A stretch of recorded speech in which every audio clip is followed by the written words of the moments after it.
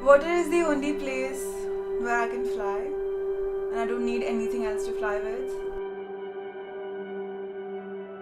There's no rules of gravity in water, so it feels like second home to me because I have spent so much time in water. It feels very comfortable. I feel like I'm part of it. I feel like I'm flowing.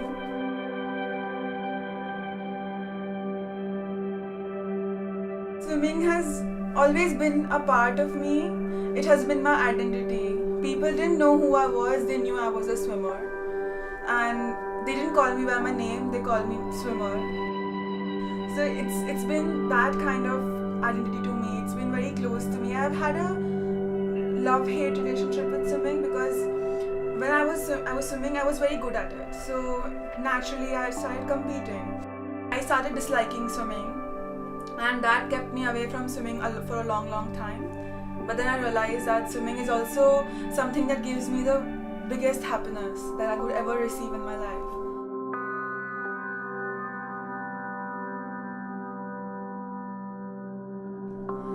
My name is Vandita Dhariyal. I'm from Gujarat, India, and I came to London to pursue my masters in organizational psychology. So when I got accepted into LSE, and I read about Hyde Park, and that every Saturday morning people come here and they train for English Channel, and I tried to find these people, and I did find eventually, and I learned their techniques and about nutrition and what kinds of things people need, and eventually I became the English Channel swimmer. When I was swimming, I was actually very numb.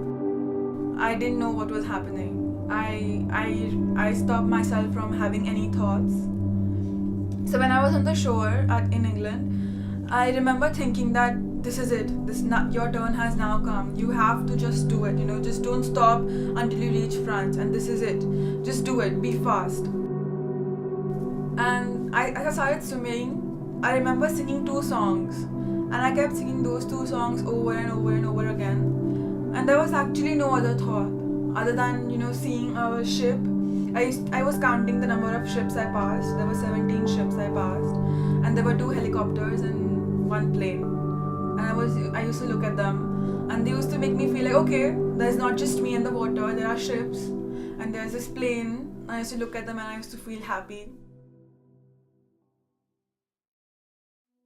I started training in May, and it was only for half an hour. They made us go into the water. It was 12 degrees Celsius.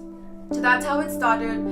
And then from half an hour it became 2 hours, then 3 hours, then 5 hours, and then I started swimming for 7 hours. And after every training, when I would come back from Dover to London, I couldn't even look at the sea. I used to hate the sea so much because my arms used to pain, my body used to pain, my head used to hurt. And I used to be very hungry because for 7 hours, of course, you can't just eat food and then swim because you will puke it all out. So there's a boat next to me, yeah? The boat has to be there because the boat has pilot in it. I had 3 pilots. My pilot was Simon Ellis, and he had co-pilots and second pilot. And I had my parents on the boat. Having my family's faith, having them there with me in physical form meant a lot to me. I had Miss Jackie on the boat, I had my friend Anupriya on the boat, and I had my fellow swimmer Samir on the boat. So when I was swimming, on this side was sea, on the other side was the boat. And I would see they are looking at me, my father, my mother, and they're doing something. So in my mind I used to think, oh my god, they have left everything and they have come here just to watch me swim. I can't disappoint them.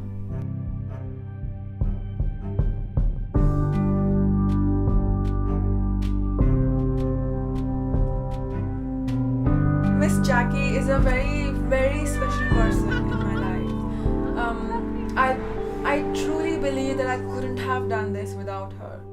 Oh, when I saw Vandita for the first time, it was back in March, and another swimmer introduced Vandita to me and said, "Oh, Jackie will help you out." So anyway, what I saw was, I looked at it and thought, that's a channel swimmer. She's got the body of a channel swimmer.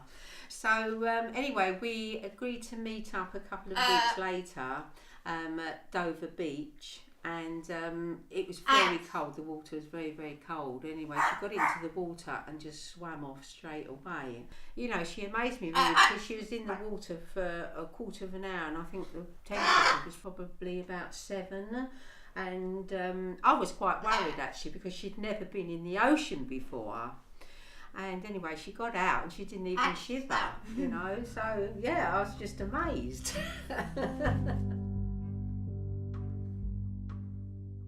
I love seeing young people, you know, swim the channel and doing, or any young people in sport, you know, because I think so many young people these days are stuck on doing all that, you know, on their computers, and it's great that, you know, they have a goal and a challenge. You know, I think it's really great for them. You know.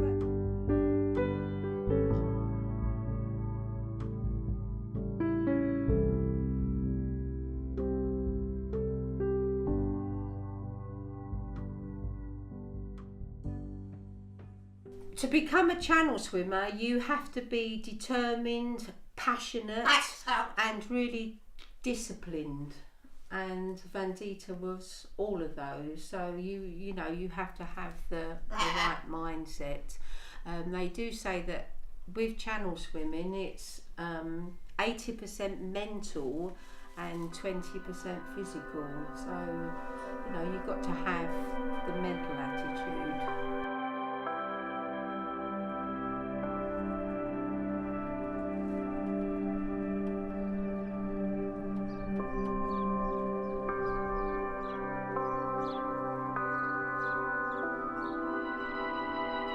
But sometimes people swim the channel and they have a massive anticlimax.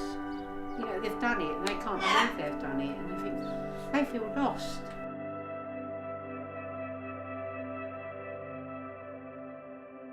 Really strange. It's like when I go down to Dover, we're going up this big hill, and when we reach the top of the hill, you can see the channel laid out before you, and sometimes you can't see France, and every time I go over that hill and look at that water, I think, did I really swim that, you know? And when the news comes on and the weather forecast, you've got England and it shows you the channel, you think, oh, did I really do that? You know, it's strange. This is this map that my husband had made for me, and this is the route. This is Dover Harbour here, and usually most swimmers go that shape along to Cat. But my route, the tides took me up there and down. You know, I missed the tides quite a few times, and I came in around about there. But you know, as you can see, us channel swimmers, we tend to help each other out a lot. You know, we're all in the same boat, so no, it's a really nice community as well. And some people, when they've swum the channel, they think, "Oh, that's it, never again. I hate the sea." But some people just can't keep away from the sea and going back and training for other things. You know.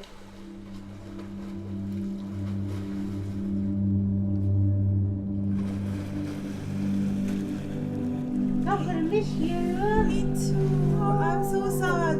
This may be the last time I'll see you before I go.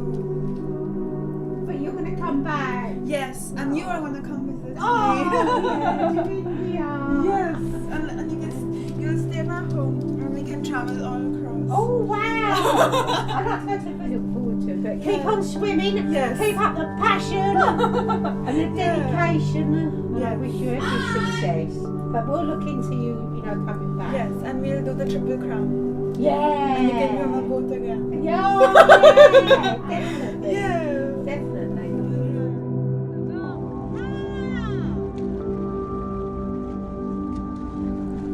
When I climbed up the board after finishing the swim, I asked my co-pilot, "Is it done? Really? Did I finish the English Channel?" He said yes. I had already climbed the ladder up, and he said, "You don't need my help." I said, "No, So are you fine? I said, yeah, I'm fine. I was laughing and I was doing, I was having fun.